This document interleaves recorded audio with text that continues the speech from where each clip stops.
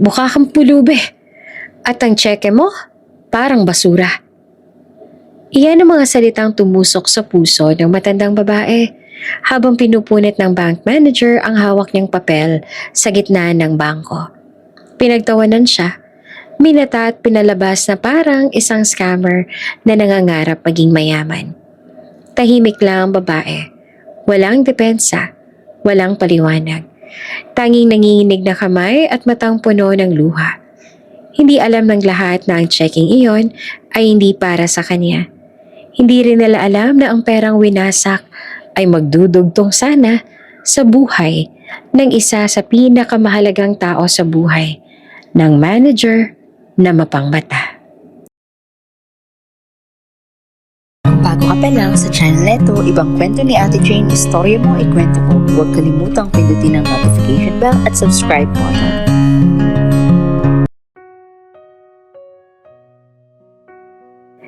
Tahimik ang loob ng elite branch ng bangko. Yung uri ng katahimikan na binibili ng pera. Makintabang sahig na parang salamin. Malamig ang hangin mula sa centralized aircon at ang bawat yabag ay maingat. Parang takot makabasag ng katahimikan. Nakaayon sa mga kliyente sa kanilang mamahaling upuan. Hawak ang leather folders, suot ang mga relong kayang bumili ng maliit na bahay. Sa gitna ng lahat ng iyon, pumasok si Aling Rosa. Simple lamang ang suot niya. Isang kupas na bestida na maingat pa ring planchado. Tsinelas na halatang ilang taon ang kasama sa paglalakad at isang lumang bag na hawak niyang ng mahigpit. Parang takot na maagaw. Halata ang edad sa kanyang mukha. Kulubot na balat, nanginginig ng mga kamay. Mga matang sanay nang tumanggap ng pait ng mundo. Pero may dignidad sa kanyang tindig. Tahimik, hindi palaban, pero hindi rin basta sumusuko. Lumapit siya sa teller. Marahan niyang inilabas ang isang sobre at inabot ito. "Ma'am, kailangan po namin ipacheck ito sa manager." Sabi ng teller matapos makita ang halaga ng tseke. May bakas ang gulat sa kanyang mukha. Hindi dahil sa babae kundi dahil sa numerong nakasulat sa papel. Ilang minuto ang lumipas bago bumukas ang pinto ng opisina ng manager. Lumabas si Adrian. Matangkad, makinis ang buhok. Suot ang mamahaling suit na parang ipinanganak siyang ganoon ang kasuotan. Ang tingin niya ay matalim. Sanay maghusga sa isang sulya pa lang. Isa siya sa mga batang executive na pinagmamalaki ng bangko. Mabilis umangat, mahusay magsalita. At higit sa lahat, walang oras para sa mga taong sa tingin niya ay sagabal. Sumulip siya kay Aling Rosa mula ulo hanggang paa. Isang tingin lang, pero sapat na. "Para saan to?" Malamig ang tanong habang kinuha ang tseke mula sa teller. Hindi naman agad sumagot ang matanda. Huminga muna siya ng malalim. Parang pinag-iipunan ng lakas ang bawat salita. Para po sana sa donasyon?" Mahina niyang sagot. Napangisi si Adrian. Isang maikling tawa. Hindi malakas pero sapat para marinig ng mga nasa paligid. "Donasyon?" Inangat niya ang tseke. "Alam mo ba kung magkano to?" Tumango si Aling Rosa. "Opo." "Talaga?" Umangat ang kilay ni Adrian. "Mukha kang walang-wala. Saan ka kukuha ng ganitong halaga?" May ilang kliyente pa na napalingon. May mga ngiting may halong aliw. May mga matang mapang-usisa. Ang ilan ay tahasang tumitig, parang nanonood ng palabas na libre. Naramdaman naman ni Aling Rosa ang init sa kanyang mukha. Nanginginig ang kamay niya nakahawak sa strap ng bag. "Hindi po para sa akin yan." Mahinahon niyang sagot. "May paggagamitan po sa..." Hindi na siya pinatapos ni Adrian. "Ma'am, sa tagal ko po sa bangko, kabisado ko ng ganitong eksena." Ipinatong niya ang tseke sa mesa ng teller. Mga kwento ng awa, donasyon, emergency, lahat yan ginagamit ng mga scammer. Nanlaki ang mga mata ng teller. May gustong sabihin, pero nanahimik. Hindi po ako scammer." Mahinang sambit ni Aling Rosa. Doon ay tuluyang nag-iba ang ekspresyon ni Adrian. Hindi galit, kundi pagkainis. Yung uri ng pagkainis na para bang sinayang ang oras niya. Alam mo, sabi niya, bahagyang yumuko para magpantay ang mukha nila. Sa mundong to, hindi sapat ang pagiging matanda para maging totoo ang sinasabi mo. May bumuntong hininga sa likuran. May isang empleyadong napakurap. Parang gustong magsalita pero umatras. Tiningnan ni Adrian ang cheque ulit. Pinagmasdan. Parang hinahanap ang mali. O baka hinahanap lang ang rason para ipakita ang kapangyarihan niya. Hindi namin tatanggapin to. Mariin niyang sabi. Sir, nanginginig na sambit ng matanda. Mahalaga po yan. Doon na tuluyang tumigas ang mukha ni Adrian. Mukha kang pulube at ang cheque mo parang basura. Parang may humampas sa dibdib ni Aling Rosa. Hindi siya sumagot. Hindi siya umiyak agad. Nanatili lang siyang nakatayo, parang napako sa sahig. Habang ang mga salitang iyon ay paulit-ulit na umuukit sa puso niya. Sa paligid, may ilang taong nagkunwaring abala. May ilan namang nakangiti. Parang may kasiyahang makita ang isang taong nilulugmok. Huminga si Adrian ng malalim, tsaka kinuha ang cheque mula sa mesa. At doon, sa gitna ng bangkong iyon, sa harap ng lahat, naramdaman ni Aling Rosa ang simula ng isang bagay na magbabago sa kanilang lahat. Hindi pa pinupunit ang cheque, pero sa mga mata ni Adrian, wasak na ito. At sa puso ni Aling Rosa, may isang katahimikan. Isang katahimikang puno ng sakit, lihim, at katotohanang hindi pa handang lumabas. Tahimik ang loob ng bangko. Pero ang katahimikan ay hindi na mapayapa. Mabigat ang hangin, parang may inaabangang sasabog. Hawak ni Adrian ang cheque. Nakatingin dito na para bang hawak niya ang ebidensya ng isang kasalanan. Sir, muli nagsalita si Aling Rosa. Halos hindi marinig ang boses. Maaari po bang? Enough. Itinaas si Adrian ang kamay para patahimikan siya. Hindi ka na dapat nagsasalita pa. May ilang kliyenteng tumigil sa pag-type sa kanilang laptop.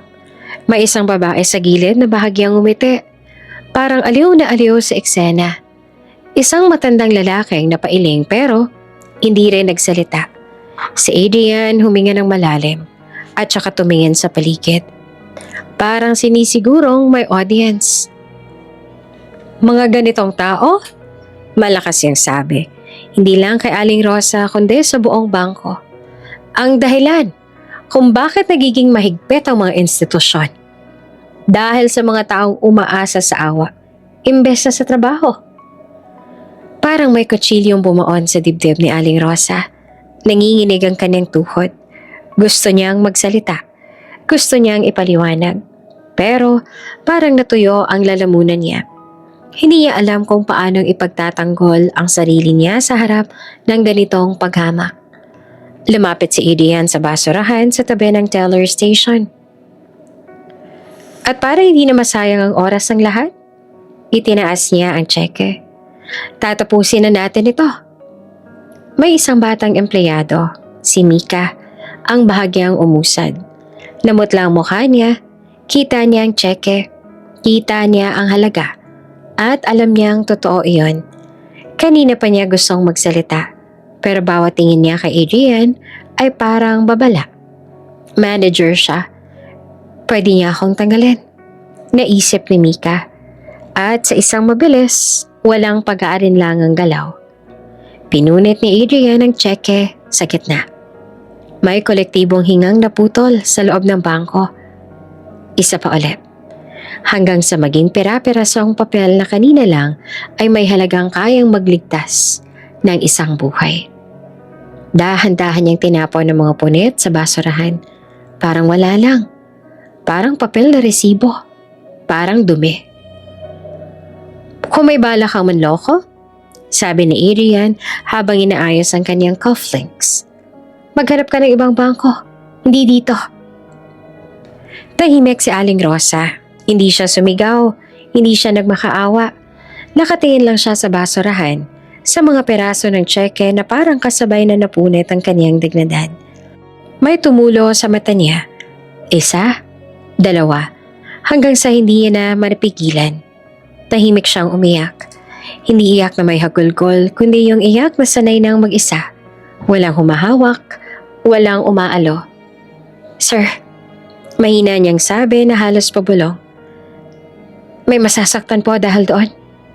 Tumawa si Adrian, isang maikling tawa na walang saya. Emotional blackmail? Umiling siya. Hindi uubra sa akin yan. Tumalikod na siya, handa nang bumalik sa opisina. Nang marinig niya ang huling salita ng matanda. May magbabayad po. Huminto si Adrian sandali, tsaka muli nagsalita nang hindi na lumilingon. Hindi ako. Parang may bumagsak sa loob ni Aling Rosa. Alam niyang tapos na. Wala na siyang laban dito. Dahan-dahan siyang yumuko, hindi bilang paggalang, kundi dahil parang bumigat bigla ang katawan niya. Pinulot niya ang kanyang lumang bag, pinunasan ng luha gamit ang manggas ng bestida at naglakad palabas. Habang naglalakad siya papunta sa pinto, ramdam niya ang mga matang nakasunod sa kanya. May awa, may panghuhusga, may aliw. Pero wala ni isa ang sumama sa kanya palabas. Pagbukas ng pinto, sinalubong siya ng init ng araw. Pero hindi nito natunaw ang lamig sa dibdib niya. Sa loob ng bangko, muling bumalik ang galaw. Parang walang nangyari. Si Mika ay nananatiling nakatayo, nakatingin sa basurahan. Kita niya ang mga peraso ng tseke. Alam niyang mali ang nangyari. Alam niyang may isang taong pinatay ang pag-asa. Hindi literal, pero sapat para sirain ang isang buhay.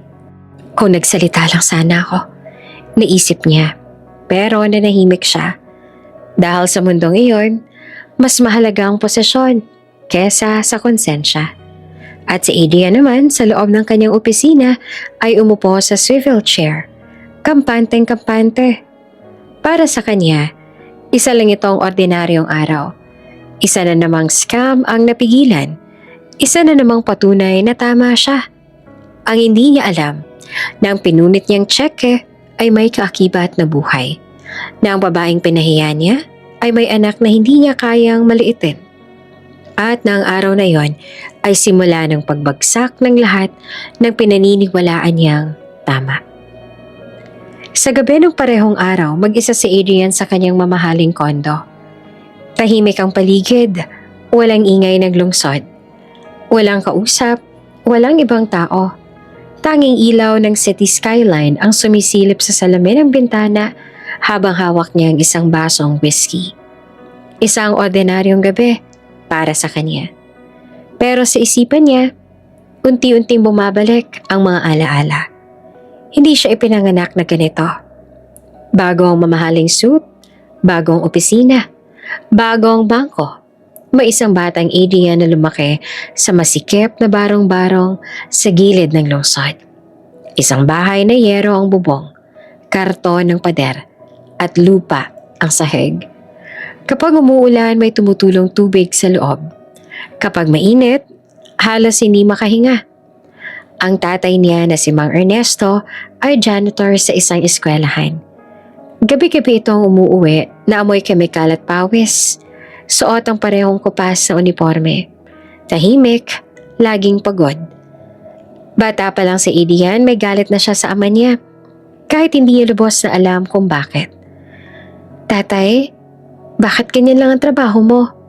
Minsan niyang tanong, walang preno ang bibig ng isang bata.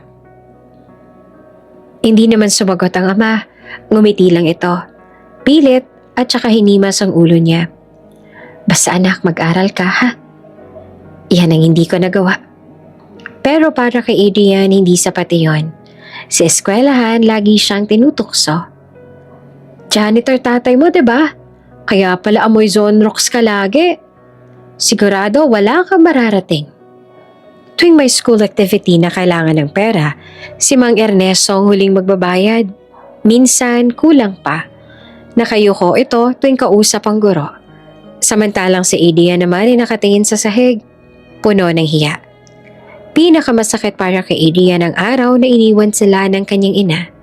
Isang umaga, pagising niya, wala na ang nanay niya. Walang paalam, walang sulat, walang paliwanag. Ang alam lang niya, umalis ito kasama ang ibang lalaki. At sa murang isip ni Adrian, isang bagay ang malinaw. Kasalanan ng tatay niya. Tamad ka kasi. Sigaw niya noon kay Mang Ernesto. Wala kang pangarap. Kaya kami iniwan ni Mama. Hindi naman sumagot ang ama. Hindi lumaban. Tinanggap lang nito ang bawat salita. Parang suntok na paulit-ulit. Mula noon, nagbago na si Adrian. Ayaw niya nang tawaging tatay si Mang Ernesto. Manong na lang. O minsan, wala na lang. Nang pumasok siya sa high school, mas lalong naging malinaw ang distansya nila. Hindi siya tumatanggap ng baon galing sa ama. Mas pinili niyang magtiis, magutom, kesa humingi.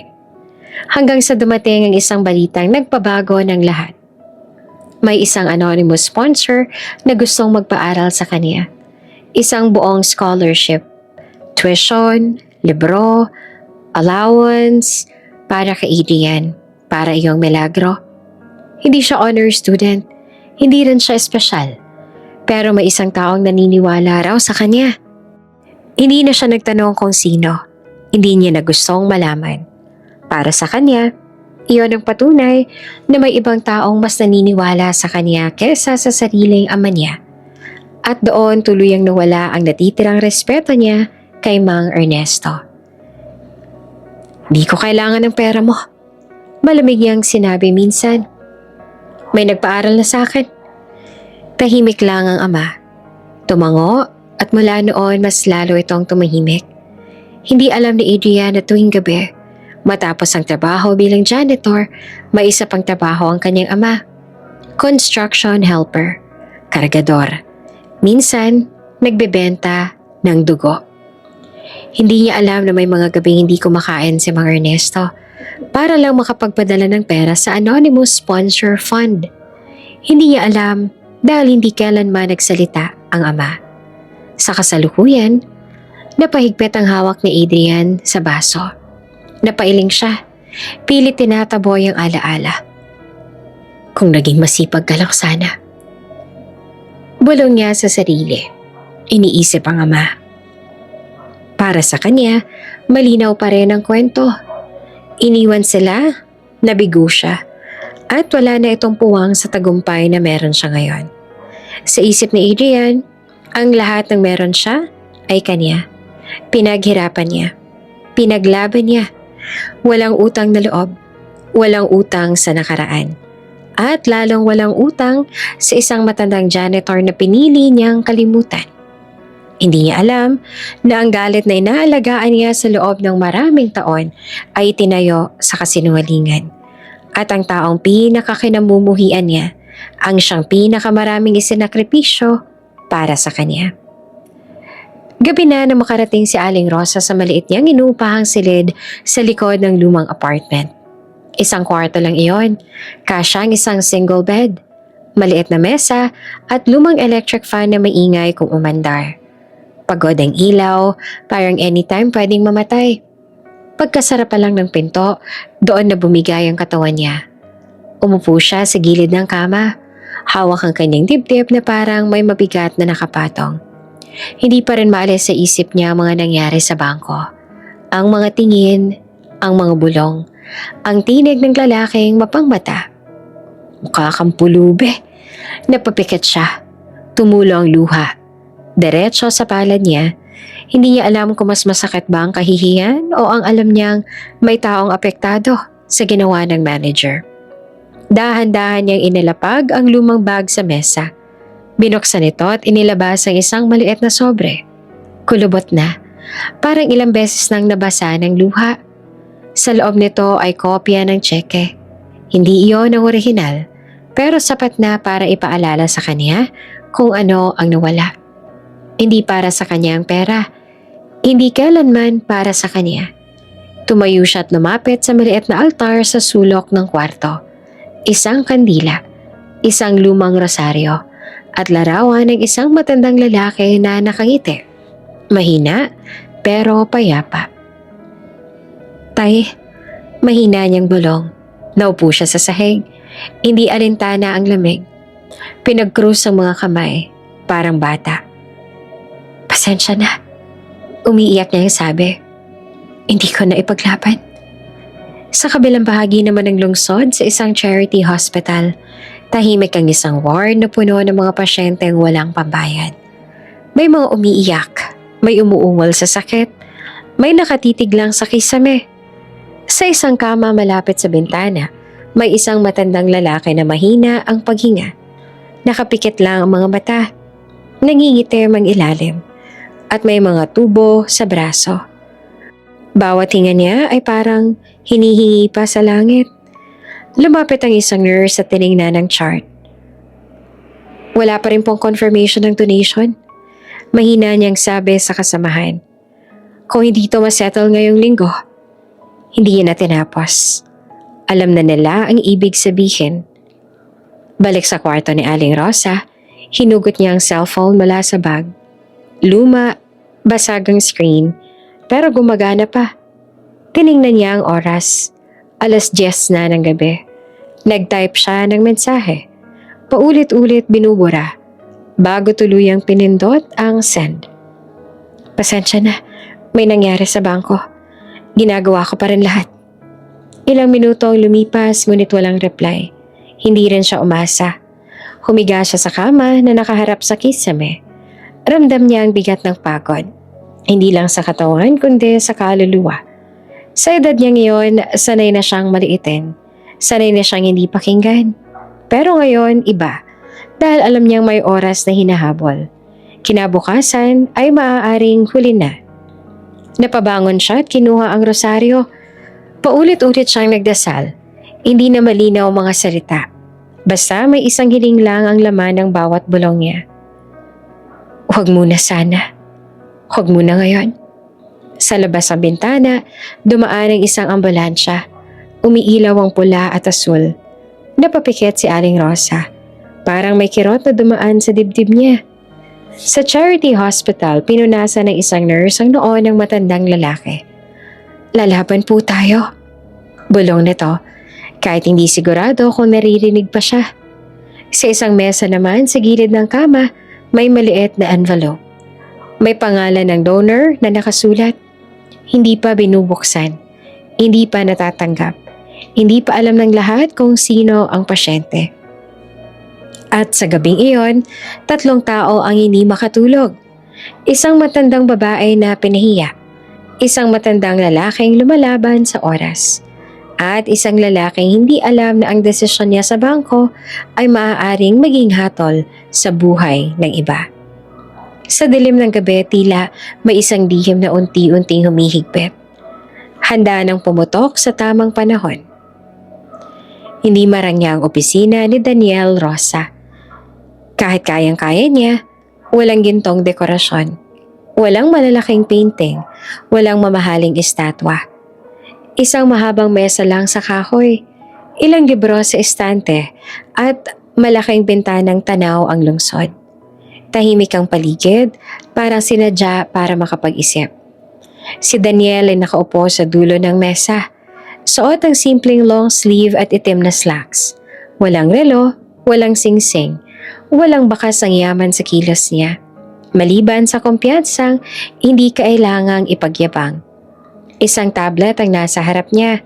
Nakabukas ang CCTV clip mula sa Elite Bank branch. Tahimik niyang pinanonood. Mula sa pagpasok ng isang matandang babae na may hawak na sobre, hanggang sa paglapit ng manager. Hanggang sa sandaling pinunit ang tseke. Hindi siya gumalaw. Hindi siya nagbago ng ekspresyon. Pero sa loob niya, may unti-unting tumitigas. Nang matapos ang video, nanatili siyang nakatitig sa itim na screen. Iyan ang aking ina. Mahina niyang sabi. Sa likod niya ay nakatayo ang kanyang executive assistant na si Lara. Halatang galit sa mukha nito. Sir, malinaw po ang abuso. Maari po tayong... Hindi. Putol ni Daniel. Hindi pa. Nagulat naman si Lara. Pero sir, pinahiya po siya. Public humiliation. Pwede natin kasuhan. Hindi pa. Ulit pa ni Daniel. Mas mahinahon pero mas matatag. Gusto kong malaman muna ang buong kwento. Tumayo siya at lumapit sa bintana. Mula noon, tanaw niya ang mga gusali. Malalaki, matataas, parang mga haliging gawa sa kapangyarihan. Alam niya ang larong ito. Alam niya kung paano gumalaw ang mga institusyon kapag may pera at impluensya. At alam din niya kung kailan mas masakit ang paghihintay kesa sa agarang paghihigante. Nasaan si Mama ngayon? Tanong niya. Umuwi na po. Hindi po siya nagsalita pero nakita po namin umiyak siya paglabas ng bangko. Pumikit si Daniel sandali. Hindi siya galit na sumabog. Hindi siya nagwala. Pero may kirot, malalim, tahimik at matagal. Lumakas siyang ganito ang kanyang ina. Tahimik, mapagmatiis. Hindi nagsusumbong kahit nasasaktan. Hindi humihingi ng tulong kahit hirap na hirap. At ang tseke? Tanong niya. Pinunit po. Sagot ni Lara. Confirmed. Tumango si Daniel. Parang inaasahan niya na. Wala munang aksyon, sabi niya. I-monitor lang natin. Lahat. Lahat, sir? Lahat. Mariin niyang sagot. Lalo na yung bank manager. Sa kabilang bahagi naman ng lungsod, si Adrian ay nasa isang dinner meeting kasama ang mga kasamahan sa bangko. Nagtatawanan sila. May hawak na wine, pinag-uusapan ng promotions at bonuses. Ang galing mo kanina, biro ng isa. Di ka talaga nagpapalusot ng scam. Napangisi si Adrian. Trabaho lang. Hindi niya alam na sa parehong oras, ang pangalan niya ay tahimik nang binabasa sa ibang opisina. Hindi para purihin, kundi para unawain. Balik kay Daniel, kinuha niya ang cellphone at tinawagan ng ina. Mama, mahinahon niyang bate. Anak, sagot ni Aling Rosa. Halatang pagod ang boses. Okay ka lang ba? May maikling katahimikan sa linya niya. Oo naman. Pilit na sagot nito. Pasensya ka na't istorbo. Huwag kang mag-sorry. Mabilis niyang sabi. Hindi mo kasalanan. Hindi naman sumagot si Aling Rosa. Tahimik lang, pero alam ni Daniel, alam niyang umiiyak ito. May aasikasuhin lang ako ha? Dagdag niya. Magpahinga ka muna. Ako nang bahala. Anak, nanginginig na sambit ng matanda. Huwag ka nang gumawa ng gulo. Ngumiti naman si Daniel kahit hindi siya nakikita ng ina. Hindi ako gagawa ng gulo. Sabi niya. Gagawa lang ako ng tama. Pagkababa ng tawag, bumalik siya sa mesa. Binuksan niya ang isa pang file. Financial movements, internal reports, charity transactions. Mabilis gumalaw ang isip niya. Pero, hindi siya nagmamadali. Para sa kanya, ang hustisya ay hindi minamadali. Pinaghahandaan. Sir, muli nagsalita si Lara. May isa pa pong detalye. Tumingin si Daniel. Ano? Ang cheque po, nakapangalan sa charity hospital para sa operasyon ng isang pasyente. Bahagyang umangat ang kilay ni Daniel. Anong pasyente? Hindi pa po malinaw eh. Pero mukhang urgent. Tumango siya. Hanapin natin. Lumalim ang katahimikan sa silid. Sa isip ni Daniel, malinaw ang isang bagay. Hindi to simpleng pang-iinsulto. May mas malalim na pinsalang nagawa ang bangko at ang lalaking yon. Pero hindi pa oras. Sa mundo ng mayayaman at makapangyarihan, ang tunay na bagsak ay hindi yung biglaan, kundi yung dahan-dahang pagubad ng lahat ng pinanghahawakan nila. At si Daniel, ang anak na babaeng pinahiya, ay handang maghintay. Tahimik, matyaga, at walang balak umatras. Sa charity ward ng ospital, walang katahimikang tunay. Kahit 10 oras ng gabi may tunog ng mahihinang ungol. May kaluskos ng gurney. May mahinang iyak na pilit tinatakpan ng kumot. Amoy gamot at antiseptic ang hangin. Amoy ng pag-asang manipis at panalangin na paulit-ulit. Sa kama, sa bandang gitna ng ward, nakahiga ang isang matandang lalaki. Payat ang katawan, halatang pinahirapan ng mahabang panahon ng trabaho at kakulangan. Maputla ang balat, may mga ugat na litaw sa kamay. May tubo sa braso. May monitor sa tabi ng kama na marahang tumutunog. Parang paalala sa bawat segundo na mahalaga. Lumapit ang isang nurse. Tiningnan ang chart at saka napailing. Bumababa na naman ang BP. Mahina niyang sabi sa kasamahan. Kailangan na talaga maoperahan. Tuloy ba yung donation? Tanong ng isa pa. Wala pa rin confirmation. Nagkatinginan sila. Alam na nila ang ibig sabihin niyon. Sa gilid ng kama, may isang lumang bag na nakasabit. Sa loob nito, ilang damit na kupas, tsinelas, at isang maliit na sobre na may pangalan na nakasulat sa itim na tinta. Ernesto Flores. Hindi ito binigyang pansin ng mga nurse. Isa lang itong pangalan sa daang-daang pasyente na dumadaan sa charity ward araw-araw. Pare-pareho silang may sakit. Pare-parehong umaasa. Huminga ng malalim si Mang Ernesto. Parang hinihila ang hangin mula sa malayo. Bahagyang gumalaw ang mga daliri niya. Parang may hinahanap. Sa kanyang isipan, may mga alaala. Isang batang tumatakbo pa uwi mula sa eskwela. Hawak ang papel na may marka. Isang boses na galit. Nagtatanong kung bakit ganito lang ang buhay nila. Isang pintuang sumara at isang babaeng hindi na bumalik.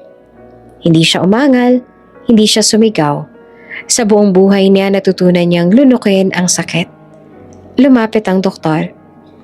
Kamusta po siya? Tanong ng nurse. Kritikal. Sagot ng doktor. Kung hindi matutuloy ang operasyon sa loob ng 2 araw, magiging komplikado na. Tataas po ba ang bayarin? Oo, sagot ng doktor ng diretso. Pero may naka-line up na donasyon. Kailangan lang ma-process. Sa kabilang dulo ng lungsod, sa isang mamahaling restaurant, si Adrian ay abala sa tawanan. Kasama ang mga kasamahan. Hawak niya ang baso. Nagtatawanan sa mga kwentong walang kinalaman sa mga taong hindi niya kilala.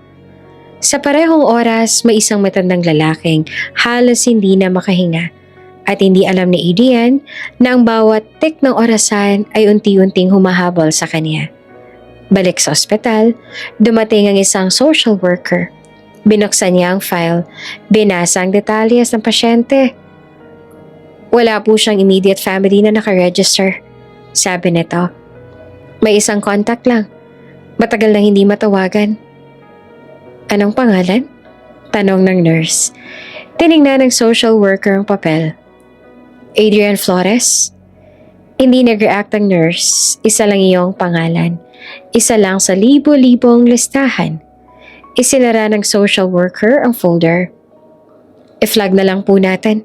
Hintayin natin ang donasyon. Sa gilid ng kama, bahagyang bumukas ang mga mata ni Mang Ernesto. Malabo ang tingin, pero parang may narinig siyang pamilyar. Hindi niya alam kung totoo o guni-guni lang. Anak, mahina niyang bulong. Halos walang tunog. Sa labas ng ward dumaan si Daniel, ang anak ni Aling Rosa, kasama ang kanyang assistant. Nasa ospital siya para mag-check ng ilang charity projects. Hindi pa niya alam ang buong detalye, pero may kutob siyang may mahalagang peraso ng kwento rito. Dito po yung ward na binanggit, sabi ng assistant. Sumilip si Daniel, tumingin siya sa mga kama, isa-isa. Mga mukha ng mga taong hindi pinapansin ng mundo. Mga kwentong walang headline. Huminto ang tingin niya sa isang kama. Isang matandang lalaki, payat, mahina. May pangalan sa chart, Ernesto Flores. Saglit siyang natigilan. Parang may kumurot sa dibdib niya. Hindi niya alam kung bakit. Sir? Tanong ng assistant. Wala. Sagot ni Daniela dahan-dahan. I-check lang natin ang records. Hindi pa nagdudugtong ang mga peraso. Hindi pa malinaw ang ugnayan. Pero sa hangin, may pakiramdam na parang may lihim na nakahiga roon. Kasabay ng matandang lalaking patuloy na lumalaban. Sa kama, Muling pumikit si Mang Ernesto. Huminga siya ng malalim. Saka binitawan. Hindi niya alam kung aabot pa siya. Hindi niya alam kung matutuloy pa ba ang operasyon. At hindi niya alam na ang perang pinunit sa bangko, ang perang akala ng iba ay basura, ang siyang magdidikta ng susunod na kabanata ng kaniyang buhay. Sa charity ward nagpatuloy ang gabi. At sa bawat segundo na lumilipas, papalapit ang oras. Hindi lang para sa isang operasyon, kundi para sa isang katotohanang matagal nang naghihintay na mabunyag. May mga alaala na akala mo'y malinaw, hanggang sa biglang magbagong anyo kapag tiningnan mo mula sa ibang anggulo. Noon sa maliit na silid-aralan na may sirasirang electric fan, nakaupo si Adrian sa huling hanay. Hawak niyang papel na may marka. Hindi bagsak, pero hindi rin sapat para ipagmalaki. Sanay na siya sa ganito. Sanay na siyang masabihang, pwede na, okay lang, bawi na lang. Adrian Flores, tawag ng advisor niya. Pwede ka mag-apply ng scholarship pero maging realistic tayo. Hindi na tinuloy ng guro ang sinabi, pero malinaw ang ibig sabihin. Hindi siya honor student, hindi rin siya standout. Marami pang mas karapat-dapat. Pag-uwi niya noon, nadatnan niya ang mama sa mesa. Nakahubad ng tsinelas, basang-basa ng pawis. Hawak ang isang baso ng tubig. May sponsor daw? Malamig na sabi ni Adrian na hindi tumitingin. Pero huwag ka nang umasa. Tumango lang si Mang Ernesto. Hindi na siya nagtaka. Sanay na siyang hindi asahan. Ilang linggo ang lumipas, nakafocus na si Adrian sa paghahanap ng part-time. Handa na tanggapin na baka hanggang doon na lang mararating. Hanggang sa isang araw, tinawag siya ng registrar. May nag-confirm na sponsor para sa inyo? Sabi ng babae sa counter. Anonymous. Nanlaki ang mata ni Adrian. Talaga po? Oo, buong tuition. May allowance pa. Parang may bumukas sa pinto sa harap niya. Isang pinto na akala niya ay para lang sa ibang tao. Umuwi siyang tumatakbo. May sponsor ako! Sigaw niya pagpasok ng bahay. Napatingin naman si Mang Ernesto. Sandali lang. Isang kisap, bago niya tinago ang ngiti. Tumango siya na parang normal lang ang balita. Mag-aral ka ng mabuti, sabi lang niya. Hindi naman nagtanong si Adrian kung sino ang sponsor. Di na rin niya inisip. Para sa kanya, sapat na ang ideya na may isang taong naniwala sa kanya. Ibang tao at hindi ang kanyang ama. Hindi niya alam na noong gabing yon, matapos siya makatulog, umalis si Mang Ernesto ng bahay. Pumasok pa ito bilang janitor sa gabi. Pagkatapos, tumawid sa construction site bilang helper. Minsan, sa palengke bilang kargador. Minsan, sa klinik, nagbebenta ng dugo. May mga gabing isang pandesal lang kinakain niya. May mga gabing tubig lang. Bawat sentimo, iniipon. Bawat pagod, ikinukubli. Sa sobra na pinapadala niya sa paaralan, walang pangalan. Walang perma, walang reklamo. Para sa kinabukasan ng anak ko, iyon lang ang laman ng isip niya. Lumipas ang mga taon, lumaki ang allowance sa Adrian. Dumami ang bayarin. Libro, project, internship, at lahat ay nasasagot. At tuwing tinatanong si Adrian kung sino ang sponsor, isang sagot lang ang alam niya. Isang mayamang tao, anonymous. Mas lalo niyang kinamuhian ang ama niya. Para sa kanya, malinaw ang paghahambing. May isang taong tumulong at ikaw, wala. Isang gabi, nagkasagutan sila. Hindi ko kailangan ng pera mo. Malamig na sabi ni Adrian. May ibang gumagawa niyan para sa akin. Hindi naman umimek si Mang Ernesto. Tumango lamang ulit. Parang tinanggapan niya ang papel na yon sa buhay ng anak niya. Ang maging wala. Sa kasalukuyan, sa charity ward, bahagyang gumalaw ang mga labi ni Mang Ernesto habang natutulog. Sa kanyang panaginip, nakita niya si Adrian. Nakasuot ng toga, nakangiti, may hawak na diploma. Ayos lang. Bulong niya sa sarili kahit sa panaginip. Kahit hindi mo ako kilalanin.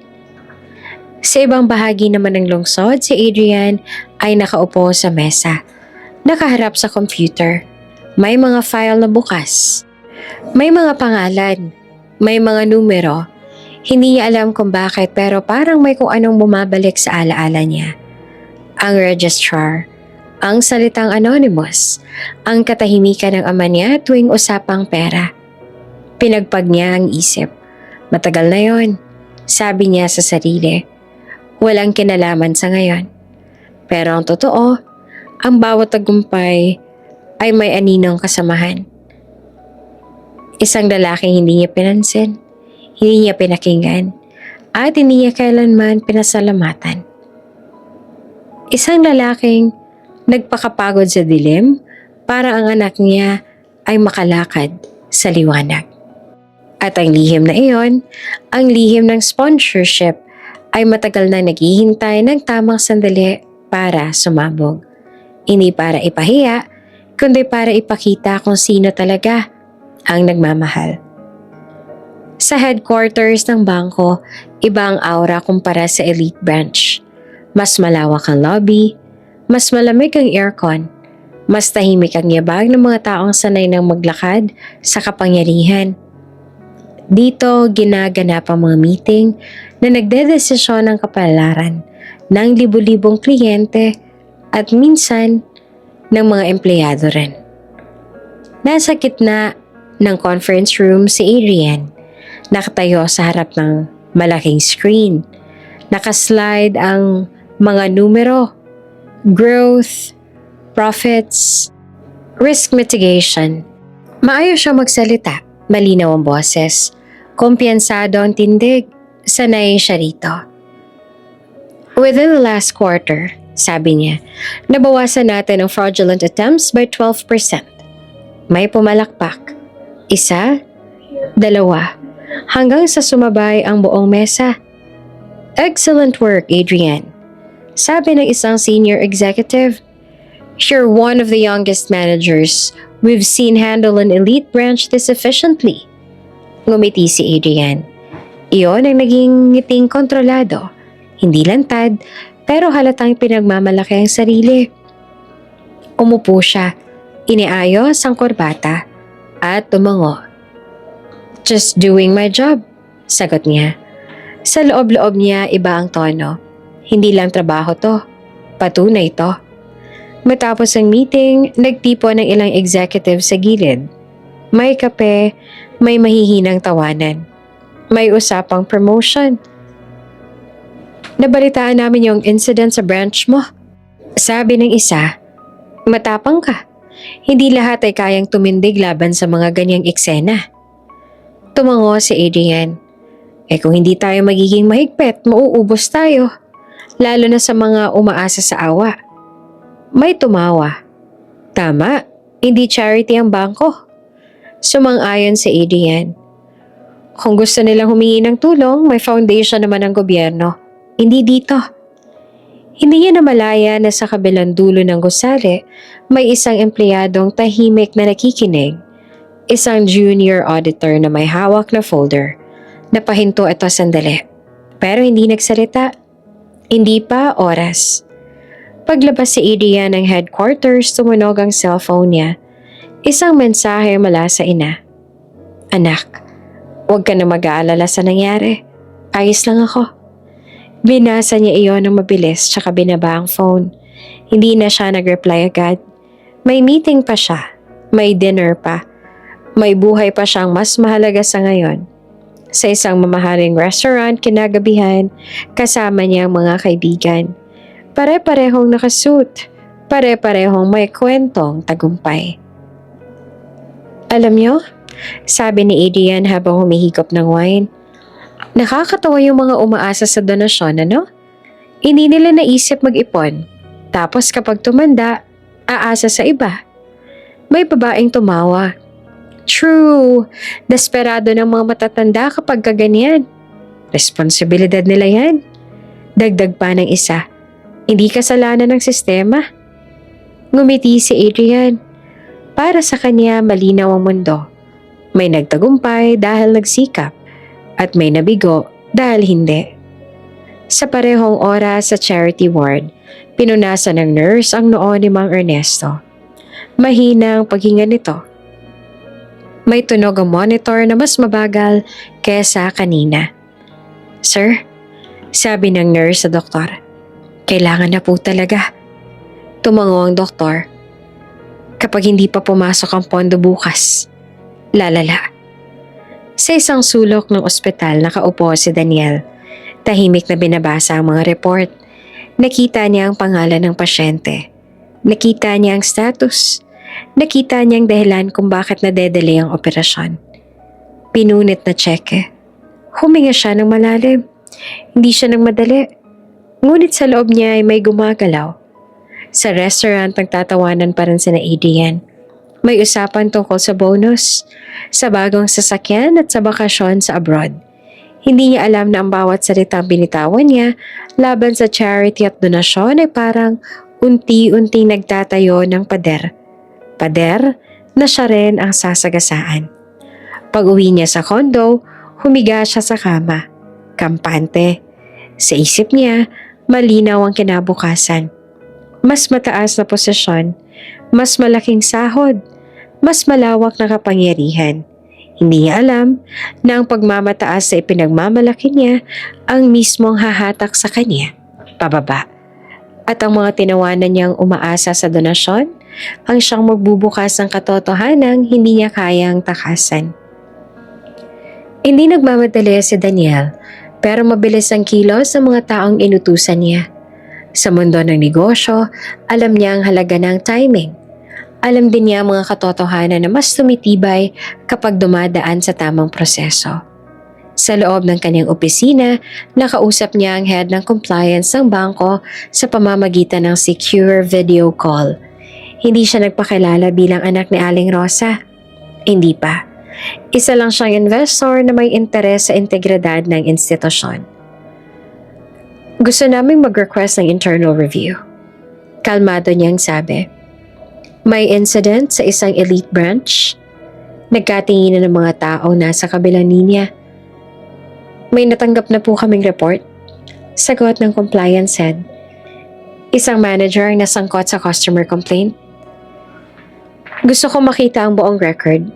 Sabi pa ni Daniel. CCTV, incident logs, emails, lahat.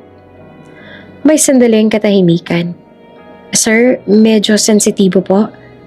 Legally, putol ni Daniel. Entitled ako. So I'll wait. Makalipas ang ilang oras, dumating ang mga file. Isa-isa niyang binuksan. CCTV footage, written report ng teller, internal memo na pinirmahan ni Adrian Flores. Habang binabasa ni Daniel ang mga detalye, unti-unting bumibigat ang dibdib niya. Hindi lang ito simpleng pang-iinsulto. May malinaw na abuso ng kapangyarihan.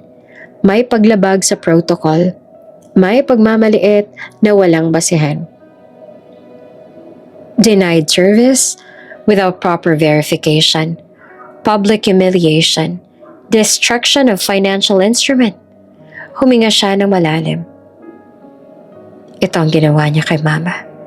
Mahina niyang sabi. Pero hindi pa roon natapos. Sa dulo ng file may naka-attach na charity transaction. Ang checking pinunit. May reference number. May beneficiary. Daniel scrolled down. Charity Hospital, Surgical Fund. Patient, Ernesto Flores. Natigilan siya. Parang may huminto sa oras. Ernesto Flores? Ulit niya na dahan-dahan. Hindi pa rin niya agad dinugtong ang mga peraso. Pero may kakaibang pakiramdam.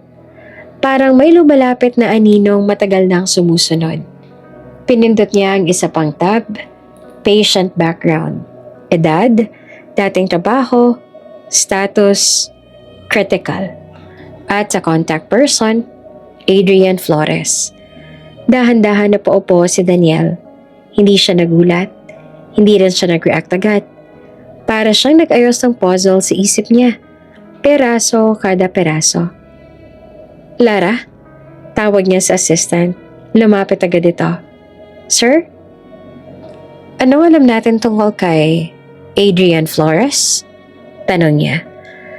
Bank manager po, fast rising. Lumaki raw pong mahirap. Sagot ni Lara matapos tingnan ng notes. Walang kilalang backer. Hanapin mo ang family background niya. Sabi ni Daniel. Lahat. Makalipas ang ilang oras, bumalik si Lara na may hawak na makapal na folder. Sir, may history po. Habang binabasa ni Daniel ang laman, lalong lumilinaw ang larawan. Isang janitor, isang ama na tahimik, isang anak na umangat at tinalikuran ang pinanggalingan, at isang donasyon na pinunit. Sa isip na Daniel bumuo ang isang tanong. Isang tanong na mas mabigat kaysa galit. Kung alam niya, ginawa pa rin ba niya? Sa kabilang dulo ng lungsod si Adrian ay nasa opisina. Nagbabasa ng email tungkol sa posibleng promotion. Ngumiti siya, para sa kanya tuloy-tuloy ang buhay. Hindi niya alam na parehong oras, binabasa rin ang pangalan niya. Hindi bilang achiever, kundi bilang anak. Sa charity ward, umubo si Mang Ernesto. Napahawak ang nurse sa monitor. Doktor? Tawag nito. Bumababa na naman. Sa labas ng ospital ay huminto si Daniel at tumingin sa gusali. Tahimik lang siya, pero sa loob niya malinaw na ang direksyon. Hindi pa. Bulong niya sa sarili. Hindi pa oras. May mga laban na hindi sinisimulan sa sigaw, kundi sa katotohanang unti-unting inilalantad. At sa gabing iyon, habang natutulog ang lungsod, may isang lihim na tuluyan ng nagising. Hindi na ito maitatago. Hindi na ito mapipigil. Maaga pa lang ay bala na ang charity hospital. May mga tarpaulin ng bangko sa labas. May mga standee na may nakasulat na giving back to the community. May media. May photographers, may mga empleyadong naka-corporate attire na pilit tinatago ang pagkainip sa init. Isa ito sa mga event na kailangan daluhan ni Adrian. Hindi dahil gusto niya, kundi dahil bahagi ito ng image ng bangko. Corporate Social Responsibility, ika nga. Pagdating niya, agad siyang sinalubong ng isang PR officer. Sir Adrian, salamat po sa pagpunta. Sandali na lang po magsisimula ng program. Tumango siya, inayos ang korbata, at mabilis na sumulyap sa paligid. Sa isip niya, isa lang itong obligasyon. Isang check sa listahan bago bumalik sa tunay niyang mundo ng numero at kita. Habang naglalakad sila papasok sa loob, nadaanan nila ang charity ward. Walang kortina ang ilang kama. Kita ang mga pasyente, payat, maputla, may mga tubo, may mga matang puno ng pag-asa at takot. Napakunot noon si Adrian. Dito ba talaga to? Tanong niya sa PR officer. Hindi ba pwedeng sa conference hall na lang? Gusto po ng management na makita ng donors ang pinupuntahan ng tulong. Sagot nito. Sa gilid ay may grupo naman ng mga babae. Ibang executives at partners na nagbubulungan. Magaganda ang suot. Nakaayos ang buhok, may hawak na kape. Grabe no? Bulong ng isa sabay tawa. Nakakatakot tumanda ng walang ipon. Sumingit si Adrian at bahagyang umisi. Responsibilidad yan. Kung hindi ka nagplano, huwag kang aasa sa iba. May nagtawanan, may sumang-ayon. Habang naglalakad, napahinto si Adrian sa tapat ng isang kama. May matandang lalaki na nakahiga roon, nakatalikod sa kanila. Natatakpan ng kortina ang kalahati ng mukha. Kita ang payat na braso, ang ugat na litaw, ang kamay na bahagyang nanginginig. Tito, isa to sa ooperahan mamaya, sabi ng nurse na kasama sa tour. Kung matutuloy ang pondo. Sumulyap si Adrian, mabilis lang. Hindi niya tiningnan ang muka, hindi niya inusisa ang pangalan. Ganyan talaga.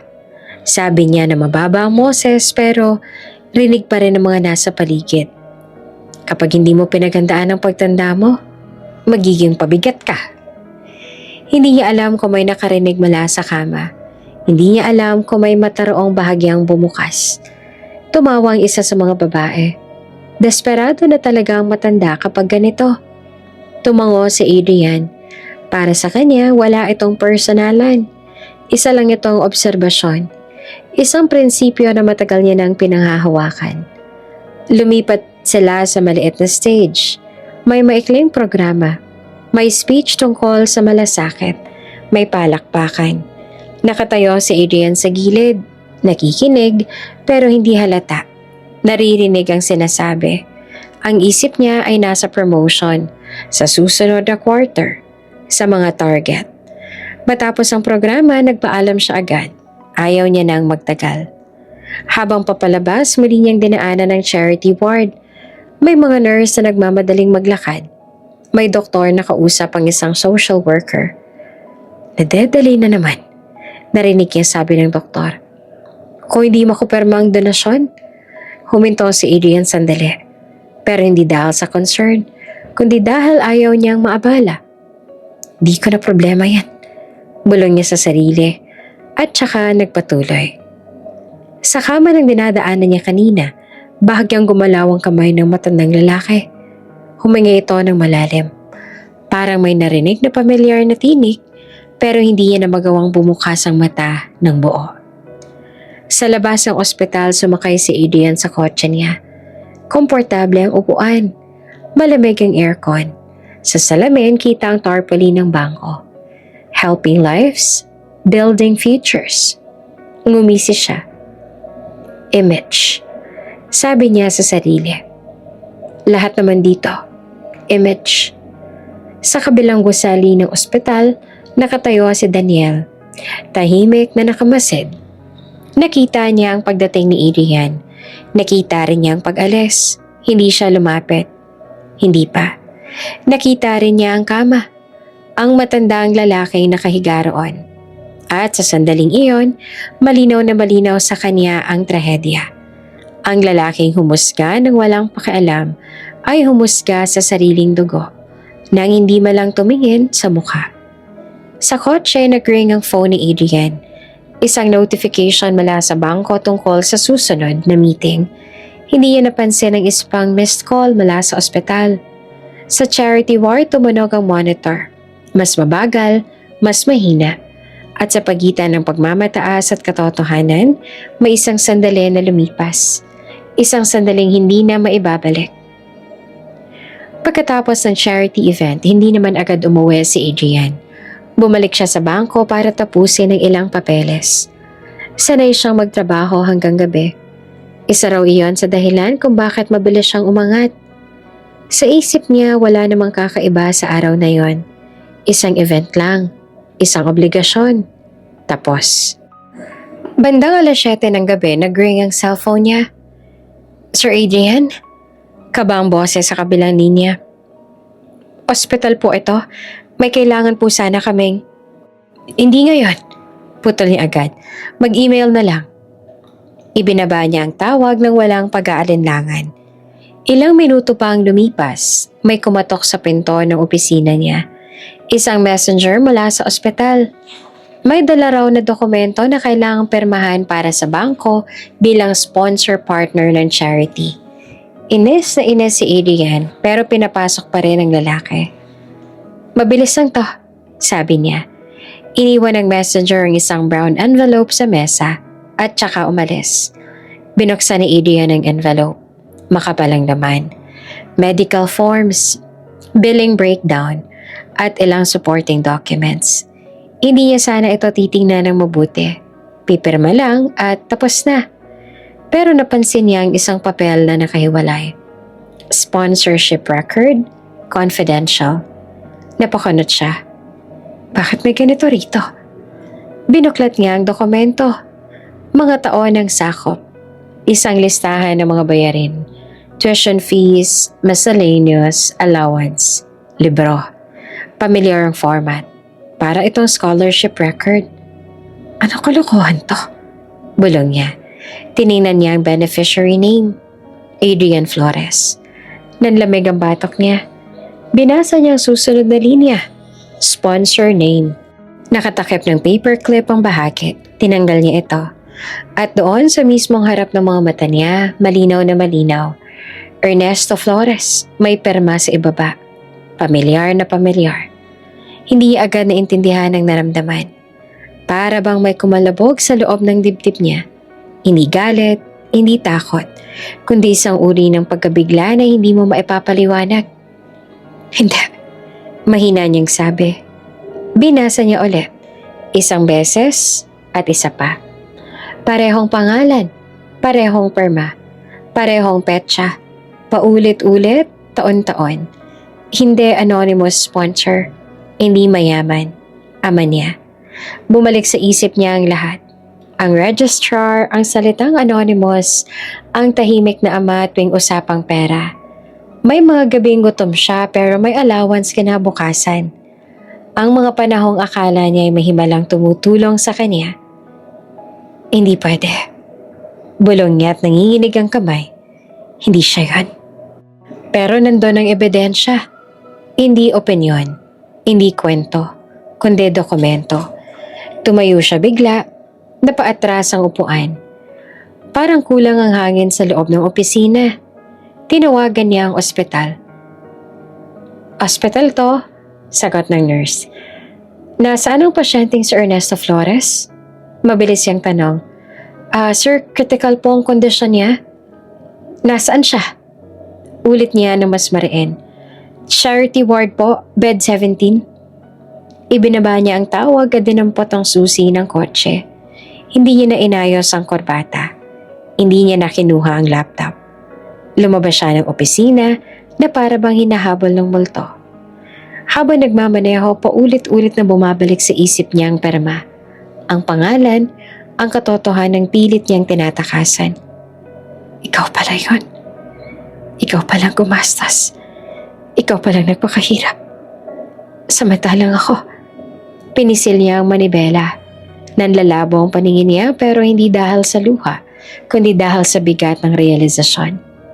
Pagdating niya sa ospital, sinalubong siya ng parehong amoy ng antiseptic. Tumatakbo ang mga nurse. May umiiyak sa isang sulok. May doktor na seryoso ang mukha. Lumapit siya sa nurse station. Sir Ernesto Flores? Sabi niya na hingal. Ama ako. Napatingin ng nurse.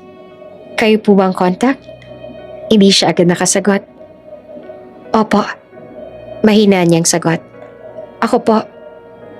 Inabot sa kanya ng nurse ang isang folder. Sir, ito po ang records niya. Kinuha niya iyon at nanginginig ang kamay. Sa unang pahina nandun ang perma. Pareho sa dokumentong hawak niya kanina. Sa sandaling iyon, tuluyang bumagsak ang pader na matagal niyang itinayo. Ang sponsor na pinuri niya sa isip niya. Ang ama na kinahiya niya sa buong buhay niya. Isang tao lang pala. At ang dokumentong hawak niya, hindi lamang papel. Ito sa lamin ng lahat ng pagkukulang niya bilang anak. Nakatayo si Adrian sa harap ng nurse station. Hawak ang folder na parang anumang oras ay pwedeng mabitawan. Mabigat ang papel, hindi dahil sa dami ng laman, kundi dahil sa bigat ng bawat detalye na nakasulat doon. Sir, may hinahong sabi ng nurse. Kailangan po ninyong umupo. Tumango siya at naupo sa plastic chair na malamig sa balat. Binuksan niya ang folder, isa-isa niyang binasa. Dahan-dahan. Parang natatakot na baka may sumabog kapag minadali. Payment history, mga petsa, mga halaga, mga resibo. May mga buwan na eksaktong tugma sa mga panahong akala niya ay swerte siya. Yung bigla na lang bang may bayad ang tuition? Bigla na lang may allowance kahit alam niyang kapos sila. May isang pahina na may stamp ng isang clinic. Blood donation, Ernesto Flores.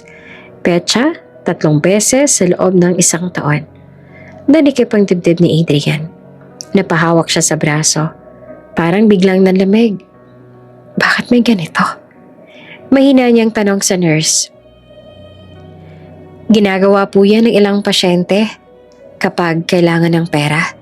Sagot naman ito. Isinara ni Adrian ang folder sandali. Huminga siya ng malalim. Pero parang hindi pa rin sapat ang hangin. Bumalik sa isip niya ang mga gabing umuuwi ang ama niya na tahimik. Halos hindi makapagsalita. Ang mga panahong hindi kumakain si Mang Ernesto at sinasabing, busog na ako. Ang mga araw na amoy semento at bleach ang damit nito. Hindi niya pinansin, hindi niya tinanong, hindi niya alam. Binuksan niyang muli ang folder. May mga entry pa. Construction site, daily wage. Janitorial services, night shift. Overtime, unpaid. Napapikit si Adrian. Parang may sumasakal sa lalamunan niya. Hindi po siya honor student noon. Dagdag nag-nurse na parang nagbabasa ng isip niya. Kaya po walang external scholarship. Kaya kailangan po talagang may mag-sponsor. Napailing si Adrian. Kaya pala, bulong ng isip niya. Kaya pala walang ceremony. Kaya pala walang letter of congratulations. Kaya pala tahimik ang lahat. Dahil hindi iyon scholarship. Hindi iyon himala. Trabaho iyon. Dugo iyon. Gutom iyon. Tumayo siya at naglakad papunta sa kama ng ama niya. Nakahiga si Mang Ernesto. Mahinang paghinga. Maputla ang mukha. May mga tubo sa braso. Sa gilid ng kama, may lumang jacket na pamilyar kay Adrian. Iyon ang suot ng ama niya tuwing papasok sa trabaho. Tay, mahina niyang sabi. Hindi gumalaw ang matanda. Lumapit siya, napaupo sa tabi ng kama. Hindi niya alam kung paanong haharapin ang sandaling iyon. Wala siyang handang salita. Wala siyang script para sa ganitong klaseng katotohanan. Naaalala niya ang mga panahong tinanggihan niya ang pera ng ama. Ang mga salitang binitiwan niya, hindi ko kailangan ng pera mo. Ang tinging ibinato niya, parang ang ama niya ang sagabal sa buhay niya. Pasensya na, bulong niya. Nanginginig ang boses. Hindi ko alam. Sa labas ng ward, dumaan ang isang doktor at social worker. Narinig niya ang usapan nila. Kung natuloy sana ang donasyon, mas maaga sana siyang naoperahan, sabi ng doktor. Nanigas naman si Adrian. Ang donasyon, ang tseke. Ang tsekeng pinunit niya. Parang may bumagsak sa ulo niya sa bigat ng katotohanan. Lahat ay nagdugtong-dugtong. Ang ama niya ang sponsor. Ang ama niya ang pasyente. At siya ang humarang. Hindi niya namalaya na may luha na palang tumutulo. Tay, ulit niya na mas mahina. Ako pala yung anonymous sa sinasabi nila. Ikaw pala yun. Mahinang gumalaw ang daliri ni Mang Ernesto. Parang may narinig. Bahagyang bumuka sa mga mata nito. Malabo, pero may anino ng pagkilala. Adrian? Mahina nitong sambit. Parang gumuho ang mundo ni Adrian. Opo, sagot niya agad. Hinawakan ang kamay ng ama. Ako to. May pilit ng ngiti sa labi na matanda. Ayos ka na ba? Tumango si Adrian kahit na nangihinig. Opo, dahil sa'yo. Tahimik si Mang Ernesto. Bahagyang pinisil ang kamay ng anak. Mahina pero totoo. Sa sandaling iyon, malinaw na malinaw kay Adrian ang katotohanan. Hindi siya naging successful dahil magaling siya. Naging successful siya dahil may isang taong handang masira para mabuo siya. At ang taong yon ay nakahiga ngayon sa harap niya. Dahil sa desisyong ginawa niya sa bangko. Dahil sa pagmamataas. Dahil sa kamangmangan. Hindi to kwento ng sponsor at estudyante. Ito ay kwento ng ama at anak na nagtagpo sa pinakamasakit na paraan. At sa katahimikan ng charity ward, may isang tanong na umuukit sa isipan ni Adrian. May oras pa ba para bumawi? Tahimik ang charity ward. Naroon pa rin ang tunog ng makina. Ang mahinang yabag ng mga nurse at ang mabagal na paghinga ng ama niya. Nakatayo si Adrian. Sa tabi ng kama, hawak ang kamay ni Mang Ernesto. Pero ang isip niya ay nasa ibang lugar. Sa nakaraan na bigla na lang nagbukas, parang sugat na matagal nang tinakpan. Maya-maya, may dumating na babae sa ward. Hindi na siya bata, pero hindi rin ganap na matanda. Maayos ang pananamit, may halong kaba at pag-iwas ang mga mata. Huminto siya sa may pintuan, parang nagdadalawang isip kung lalapit ba o hindi. Si Lourdes, ang ina ni Adrian. Naniga si Adrian nang makita siya. Hindi sila madalas na magkita. Sa loob ng maraming taon, ang relasyon nila ay puro tawag, puro pangako, babalik ako, puro dahilan. Adrian, mahina ang boses ng babae. Andito na pala kayo. Tumayo naman si Adrian, hindi siya ngumiti. Hindi rin siya nagalit. Pagod lang ang itsura niya. Bakit ka andito? Diretso niyang tanong. Lumunok si Lourdes. Tinawagan ako ng ospital. Sinabi nilang kritikal daw ang lagay ng tatay mo. Hindi niya sinabing asawa. Hindi niya sinabing mahal ko pa. Sinabi niya, tatay mo lang. Lumapit siya sa kama, tiningnan si Mang Ernesto. Sandali siyang natigilan. Parang may bumalik sa alaala. Hindi ko alam na ganito siya. Mahina niyang sabi. Napangiti naman ng bahagya si Mang Ernesto kahit nakapikit. Hindi niya binuksan ang mata. Hindi niya kailangang magsalita. Hindi na rin siya sanay. Tahimik si Adrian pero sa dibdib niya parang may kumukulo. May tanong siyang matagal nang gustong itanong. At ngayon, wala na siyang lakas para ipagpaliban. Bakit ka umalis? Tanong niya. Mababa ang boses pero mabigat. Bakit mo kami iniwan? Napayuko si Lourdes. Umupo siya sa plastic chair. Parang biglang bumigat ang katawan. Hindi ko kayo iniwan. Sabi niya na nanginginig. Umalis ako. Anong pinagkaiba? Sagot ni Adrian. Huminga ng malalim ang babae. Tumingin siya sa kamay ng ama niya. Sa mga ugat, sa mga peklat. Ako ang may kasalanan. Bigla niyang sabi. Hindi ang tatay mo. Napatingin si Adrian. Ano? Tanong niya na parang hindi narinig ng maayos. Ako. Ulit pa ni Lourdes. May iba akong lalaki noon. Parang may sumabog sa loob ng ulo ni Adrian. Hindi totoo yan. Mabilis siyang sagot. Umalis ka dahil tamad siya, di ba? Dahil wala siyang pangarap? Hindi. Putol ni Lourdes sabay iling. Bali ka. Tahimik ang ward. Parang lahat ng tunog ay kusang humina. Mayaman ng lalaking yon. Patuloy ni Lourdes. May negosyo. May pera. Nangako siya ng buhay na hindi kayang ibigay ng tatay mo. Napapikit si Adrian. Para siyang sinuntok sa sikmura. Pero hindi mo alam. Dagdag ng babae. Umiiyak na. Na kahit na alam ng tatay mo ang totoo, hindi siya nagsalita. Nanlaki ang mata ni Adrian. Anong ibig mong sabihin? Pinili niyang akuin ang galit mo. Sagot ni Lourdes. Pinili niyang ikaw magalit sa kanya kaysa sa akin. Tumayo si Lourdes at tumarap kay Adrian. Sinabi ko sa kanya na huwag sabihin ang totoo. Patuloy niya.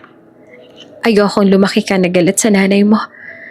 Ayokong ikaw magdala ng kasalanan ko. Huminga siya ng malalim. Parang nauubusan ng lakas. At pumayag siya. Nilingon ni Adrian ang kanyang ama. Nakahiga lamang ito. Mahina pero tahimik pa rin, gaya ng buong buhay niya. Bakit? Pabulong na tanong ni Adrian. Bakit niya ginawa yun? Tumulong luha ni Lourdes. Dahil mahal ka niya. Bumalik sa isip ni Adrian ang lahat. Ang mga pagkakataong pwede sanang magsalita ang ama niya, pero hindi ginawa. Ang mga titig na parang may gustong sabihin, pero nilulunok lang.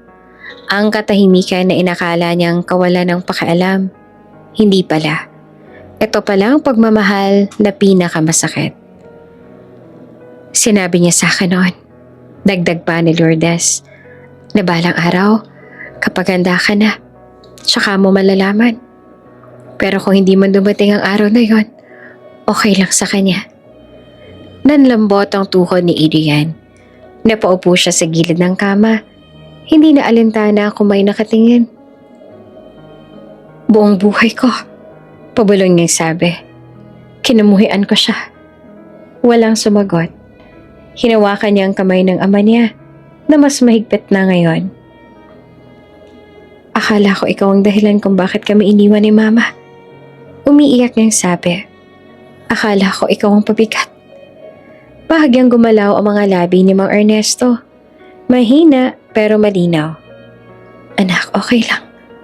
Doon na tuluyang bumigay si Adrian. Humagulgol siya. Hindi bilang manager. Hindi bilang executive. Kundi bilang anak na napagtanto kung gaanong kalaki ang pagkakamali niya. Ang galit niya ay tinayo sa kasinungalingan. Ang yabang niya ay tinayo sa sakripisyong hindi niya kinilala. At ang taong pinili niyang saktan, ang siyang pinakamatagal na nagprotekta sa kanya. Sa charity ward na iyon, wala ng manager, wala ng bangko, wala ng posisyon. May anak lang na huli nang nakaunawa. Parang may bumukas na pinto sa isip ni Adrian. Isang pinto na matagal nang nakasara. At sa pagbukas nito, sabay-sabay na pumasok ang lahat ng alaala, salita at eksenang pilit niyang tinatakasan. Ang bangko, ang tseke, ang basurahan. At ngayon ang ama niya, nakahiga sa harap niya. Mahina at halos wala ng lakas. Hindi pwede. Pabulong niyang sabi na nanginginig ang boses. Tumayo si Adrian at mabilis na lumabas ng ward. Parang nauubusan ng hangin. Sa hallway, sinalubong siya ng isang nurse na may hawak na mga clipboard. Sir Adrian, sabi nito, kayo po bang contact ni Mang Ernesto? Tumango siya at hindi makapagsalita. Kailangan po namin i-update kayo. Patuloy naman ang nurse. May donasyon po ang naka-line up sana para sa operasyon. Nanlamig ang buong katawan ni Adrian. Pero, na-delay lang po dahil po hindi po namin makonfirm yung cheque. Hindi niya na narinig ang sumunod pa ang sinabi ng nurse. Parang nag-echo sa ulo niya ang isang salita. Cheque. Anong cheque? Mahina niyang tanong. Inabot ng nurse ang folder. Ito po sir. Donasyon po sana para sa surgical fund ni Mang Ernesto. Galing po sa isang matandang babae. Nabasa ni Adrian ang pangalan sa itaas ng papel. Aling Rosa. Parang tinamaan siya ng matinding suntok sa dibdib. Hindi. Ulit niya. Hindi pwede. Bigla siyang napasandal sa pader. Bumigat ang tuhod niya. Parang hindi na siya kayang buhatin. Dahan-dahan siyang dumulas pababa hanggang sa mapaupo sa malamig na sahig ng ospital. Doon, sa harap ng mga dumaraang tao, mga nurse, mga pasyente, mga kamag-anak, bumagsak si Adrian. Hindi siya umiyak agad. Para siyang nawala ng laman. Parang may humigop sa lahat ng lakas. Iyabang at seguridad na pinanghawakan niya buong buhay. Pinunit ko. Bulong niyang sabi sa sarili. Pinunit ko. Ang checking iyon, hindi pala para sa kung sino mang estranghero. Hindi pala para sa charity na tinawanan niya. Para pala sa kanyang ama. Bumalik sa isip niya ang eksena sa bangko. Ang tingin niya kay Aling Rosa. Ang mga salitang binitiwan niya. Ang tunog ng papel na pinunit. Parang naririnig pa rin niya. Tinakpan niya ang mukha niya gamit ang dalawang kamay. Humigpit ang dibdib niya. Hindi niya alam kung paano haharapin ang katotohanan iyon. Na ang desisyon niyang ginawa sa ilang segundo ay maaaring magbago ng buong buhay nila. Sir, mahinang tawag ng nurse. Okay lang po ba kayo? Umiling siya.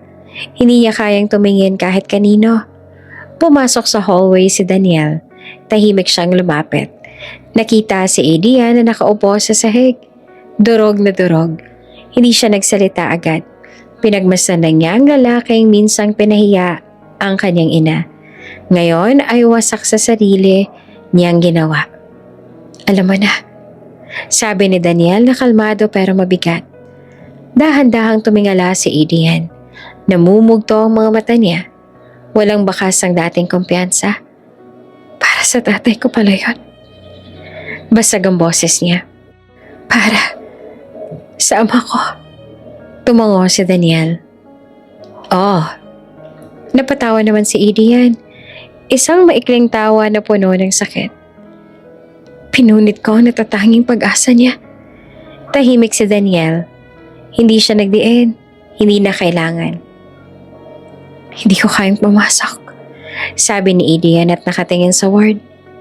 Hindi ko kayang pumarap sa kanya. Pero kailangan, sagot ni Daniel. Dahil anak ka niya. Umiling si Adrian. Kailanman hindi ako naging anak. Buong buhay ko, manager ako, executive ako pero bilang anak, bagsak ako. Maya-maya ay dumaan si Lourdes. Kita ang takot sa mukha niya. Adrian, tawag niya. Hindi siya sinagot ng lalaki. Tumayo siya, nanginginig pa rin ang tuhod at saka dahan-dahang naglakad palayo. Palayo sa ward, palayo sa ama niya, palayo sa lahat ng salitang kailangan niyang sabihin pero hindi pa niya kayang bigkasin. Sa loob ng charity ward, mahina ang paghinga ni Mang Ernesto. Sa labas, nakatayo ang anak niya. Hindi pa handang humarap sa pinsalang siya mismo ang gumawa. Sa sandaling iyon, malinaw kay Adrian ang isang bagay. Hindi lahat ng kasalanan ay kayang bayaran ng pera. Hindi lahat ng huli ay pwedeng bawiin. At ang checking pinunit niya, hindi lang papel ang winasak. Ito ang tulay sa pagitan niya at ng ama niyang buong buhay ay prinotektahan siya, kahit sa katahimikan. Hindi na umalis si Adrian sa ospital. Mula sa hallway kung saan siya unang bumagsak hanggang sa harap ng cashier ng ospital. Paulit-ulit niyang inilabas ang credit card, ang checkbook, ang cellphone. Tawag dito, tawag doon. Para siyang taong nalunod at pilit na humahawak sa anumang pwedeng magsilbing salbabida. Full payment, mariin niyang sabi sa billing officer. Lahat. Ngayon na. Nagkatinginan ng mga staff. Sanay sila sa mga donasyong huli. Pero bihira ang ganitong itsura ng desperasyon. Sir, maingat ang sagot ng officer. Tatanggapin po namin ang bayad pero kailangan niyo pong maunawaan. Huwag niyo nang ipaliwanag. Putol ni Adrian. Babayaran ko na lang. Tinanggap ang bayad. Sinulat ang resibo. Tumunog ang printer. Pero kahit kompleto na ang papeles, hindi bumilis ang oras. Sa loob ng operating prep room, abala ang mga nurse. Tumaas baba ang boses ng doktor. May inaayos. May hinihintay. Nahuli na, sabi ng isang nurse sa mahinang usapan. Lumalala ang komplikasyon. Narinig iyon ni Adrian. Nanigas siya sa kinatatayuan. Anong ibig mong sabihin na huli? Tanong niya at nanginginig ang tinig. Lumapit ang doktor, diretso ang tingin. Ginawa namin ang lahat para ihanda siya, sir. Pero ang kondisyon niya, mas lumalala lang dahil sa delay. Napaupo si Adrian sa sahig. Hindi na alintana ang maruming tiles. Delay. Isang salitang napakaliit pero sapat para gumuho ang mundo niya. Ang delay na yon ay may pangalan, may mukha, may eksenang malinaw pa rin sa isip niya. Ang bangko. Ang basurahan, ang tunog ng papel na pinunit niya. Hindi niya na napigilan ang sarili. Humagulgol siya. Malakas at walang pigil. Walang dignidad. Hindi ito iyak ng isang executive na natalo sa deal. Ito ang iyak ng isang anak na huli nang nakaunawa. Kasalanan ko. Paulit-ulit niyang sabi. Kasalanan ko lahat. Lumapit si Lourdes. Nanginginig din ang mga kamay. Kita ang luha sa mga mata niya. Adrian, mahina niyang tawag. Tumingala siya. Kung hindi ako naging mayabang, kung hindi ko siya hinamak. Lumuhod si Lourdes sa harap niya. Hinawakan ang mukha ng anak. Ako ang may kasalanan. Tuluyang pag-amin niya. Hindi ang tatay mo. Hindi ikaw. Umiling si Adrian. Pero akong pumutol sa pag-asa niya. Huminga ng malalim si Lourdes. Para bang matagal niyang kinikim-kim ang sasabihin. Alam mo ba kung bakit hindi siya nagsalita? Tanong niya na nangingiyak. Alam mo ba kung bakit hinayaan niyang ikaw magalit sa kanya? Hindi sumagot si Adrian. Dahil pinili niya. Patuloy ni Lourdes na ikaw ang maging buo kahit siyang masira. Parang may bumagsak na padera sa dibdib ni Adrian. Pinili niyang ikaw ang umasenso. Dagdag ng babae. Pinili niyang ikaw magkaroon ng kinabukasan. Kahit kapalit noon ay ang dignidad niya. Kapalit noon ang pagmamahal mo. Tahimik si Adrian. Hindi na siya umiiyak ng malakas. Tahimik na lang ang luha. Tuloy-tuloy. Lumabas ang doktor mula sa operating room. Sir, sabi nito na mabigat ang boses. Handa na po kaming subukan ang operasyon. Pero kailangan niyo pong ihanda ang sarili ninyo. Tumayo si Adrian. Nanginginig ang tuhod, pero pinilit niya. Lumapit siya sa pintuan ng operating room bago tuluyang isarang pinto. Nakita niya ang kanyang ama, nakahiga, may takip ang katawan, maputla ang mukha. Tay, mahina niyang sabi. Hindi gumalaw si Mang Ernesto. Pero bago tuluyang maisara ang pinto, bahagyang gumalaw ang labi nito. Parang may binulong. Hindi niya narinig ang salita, pero nakita niya ang ngiti. Isang ngiting walang hinanakit. Isang ngiting buong-buo ang pagmamahal. Nang maisara ang pinto, doon tuluyang bumagsak si Adrian sa upuan sa hallway. Hindi na siya nagsalita. Hindi na siya tumawag. Hindi na siya nagbilang ng oras. Nagdasal na lang siya.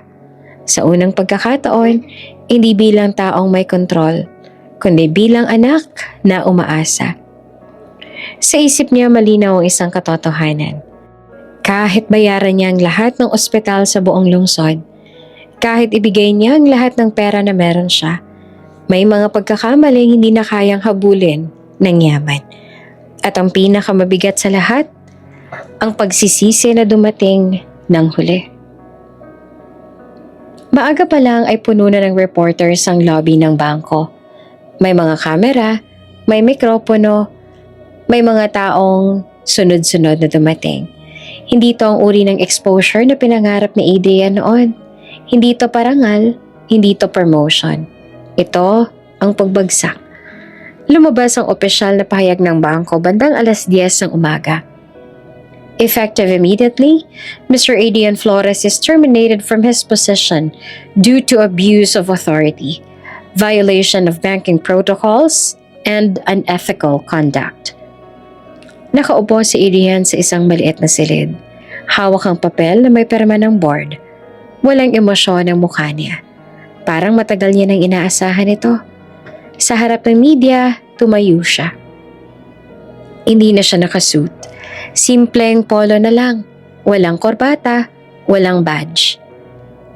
Humihingi ako ng paumanhin. Mabagal niyang sabi. Sa babaeng pinahiya ko. Sa bangkong sinira akong pangalan. At higit sa lahat, sa pamilyang nasaktan ko. Walang palakpak, walang simpatya.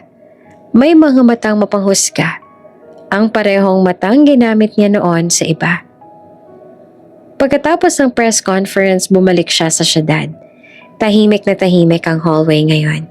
Wala nang ingay ng operasyon. Wala nang takbuhan ng mga nurse.